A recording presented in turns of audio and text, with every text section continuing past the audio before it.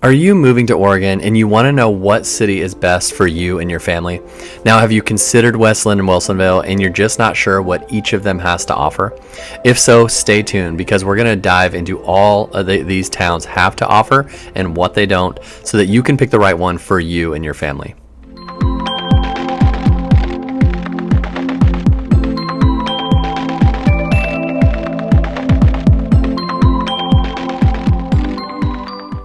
Hey everyone, I'm Joe Skipper and I'm the owner of Skipper Realty Group, brokered by eXp Realty out of Oregon. And today we're going to dive into two suburbs of the Portland metro area and see which one may work for you.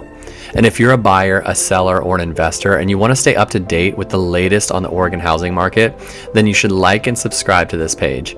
I put out content regularly so that you can go into the home investment journey with the most knowledge so you can make the best decisions for you and your family. So today we're going to cover the cost of homes in each of the cities, the crime rate, the school system, and the commute to and from our major cities of Portland and Salem. This will hopefully get you started on your research into each of these cities so you can start diving in deeper to the ones that you like. So let's start with the cost of homes, because if you can't afford it, then it's not worth looking at.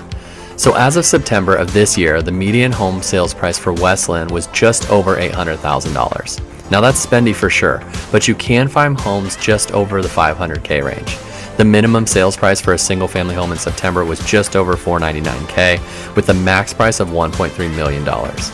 Now again, this is for single family homes and does not include any sort of attached homes, condos, or apartments. So you can get into a home in West Linn for cheaper than the single family numbers. Now I checked what condos were going for in West Linn, and the median sold price for a condo was $350,000, with the minimum sales price being around $295,000. West Linn has a lot of standard style neighborhoods, so think typical suburban neighborhoods. They vary in price range obviously, but also as to the styles and the ages of the homes. They have whatever you may be looking for and have older homes that you can fix up and make your own, 80s, 90s style homes that have a bit more character and larger lots, and they also have new construction homes as well. The downtown area of West Linn does have some condos and apartments above some of the businesses downtown, but you aren't going to find the high-rise apartments there that would be, say, in Portland. The cool part of West Linn is that there are a lot of homes and residences within walking distance of downtown and the parks in and around there.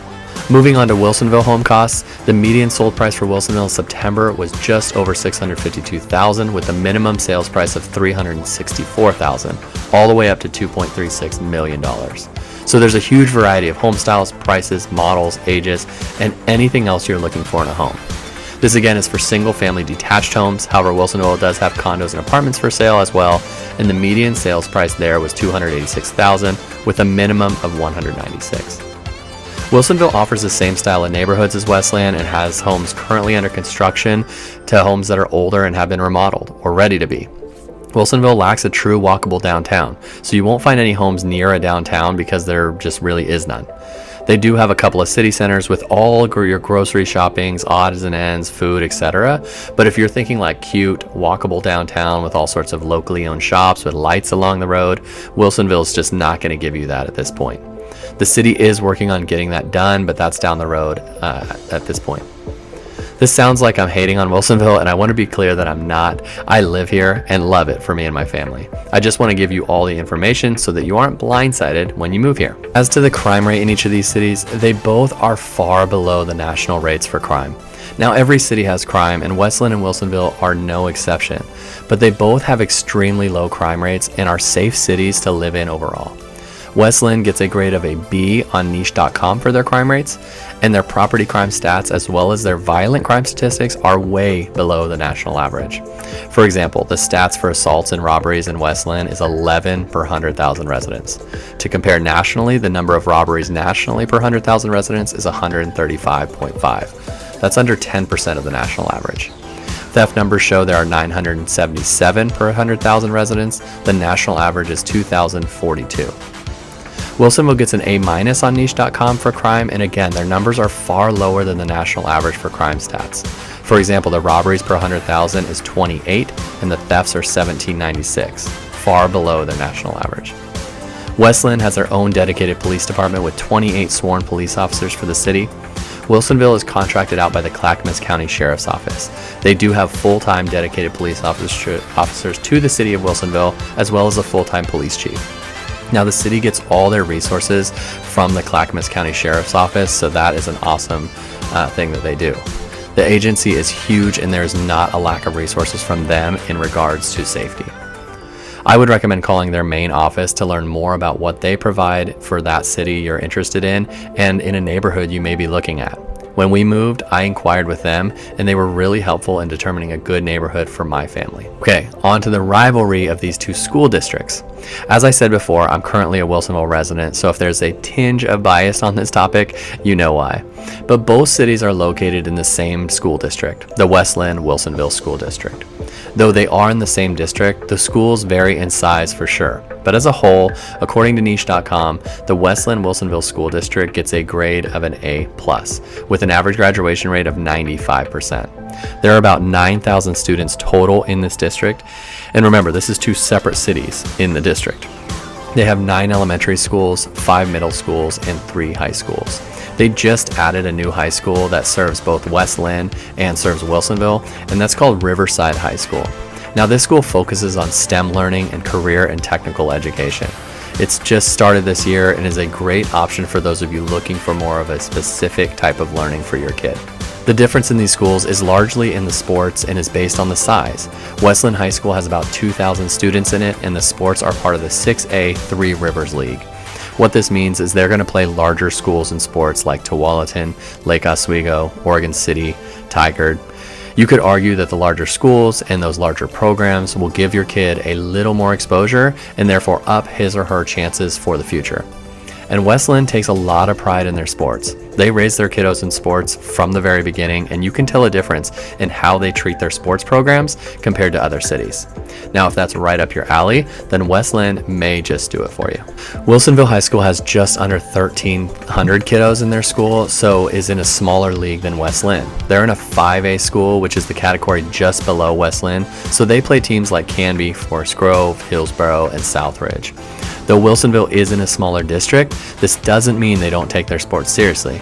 They're consistently ranked in the top of their league in most sports, and from my own experience with my own kids in the city, the coaches, the staff, and the families have a real interest in seeing the kids succeed through sports. Both of these cities take a lot of pride in making the success of the students a priority in both learning and sports. No matter what city you like or choose to live in, you will see slight differences, but overall, you won't be making a large mistake putting your kids in either one of them. I personally have a preference, and you will learn that West Linn and Wilsonville do have a bit of a rivalry, but they're both great places and great schools to live in. Okay, let's get on with the commute if you are heading to and from Portland or Salem from each of these cities. As to specific location, Wilsonville is in the best spot for commute to and from these cities. The city is located on either side of Interstate 5 and is perfectly located to get to Salem and Portland without living in them specifically. West Linn is located off Interstate 205, which is another major highway here in Oregon. Now, to get to Salem, it's going to take you a bit longer to get there from West Linn. They're further east and north of Wilsonville, so that commute can be tougher. As to Portland, West Linn is located slightly closer to Portland, depending on which part of Portland that you actually want to be in. It's about 12 miles from Portland, whereas Wilsonville is about 17 miles. And like I said, they're further south. Now, the traffic is the issue with both of these cities. The traffic in Wilsonville during rush hour, especially northbound, which is heading to Portland, begins right around Wilsonville. Wilsonville is just south of I-205 and Highway 217, so when things get backed up, they back up at Wilsonville. What that means is that the side roads in Wilsonville can get backed up during those times because of it. What can take you maybe a couple minutes to get to I-5 in Wilsonville could take you 20 to 30 minutes just to get on I-5 during the commute times. Now, traffic southbound, which is the way we get to Salem, seems to end right around Wilsonville. So a lot of the commuting to and from Salem is really easy, though it can get backed up at sometimes. Overall, the drive to Salem is not bad. From West Linn to Portland, the traffic can be bad as well. West Linn, like Wilsonville, is a suburb of Portland, and if you have lived around any city right near a bigger city like Portland, you're gonna see traffic in them. West Linn is mainly off of Interstate 205, and that highway is notorious for being backed up and slow during the commute times. West Linn, depending on where you live, does have other options to get to Portland using some of the side or smaller highways or the smaller roads, which can be a huge time saver. But everyone knows about them, so those can get backed up as well depending on the day. To get to Portland, I would say it's slightly easier to get north of Portland just due to the options and the side highways that West Linn has. However, if you're getting to Salem, West Linn has to fight the I-205 traffic and the I-5 traffic as well. It can be significantly a longer trip from West Linn to Salem than it is from Wilsonville to Salem. Now overall, both cities have their pros and cons with regards to the traffic. It really depends on where you live in each of those cities and what your specific commute is. Make sure you know what routes you'll be taking regularly so you can choose the right place for you and your family. So again, this is a general overview of some of the hot topics you may want to know about regarding these cities.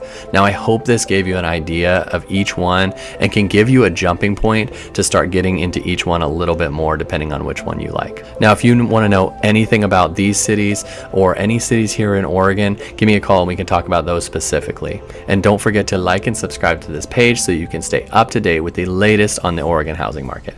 Thanks guys.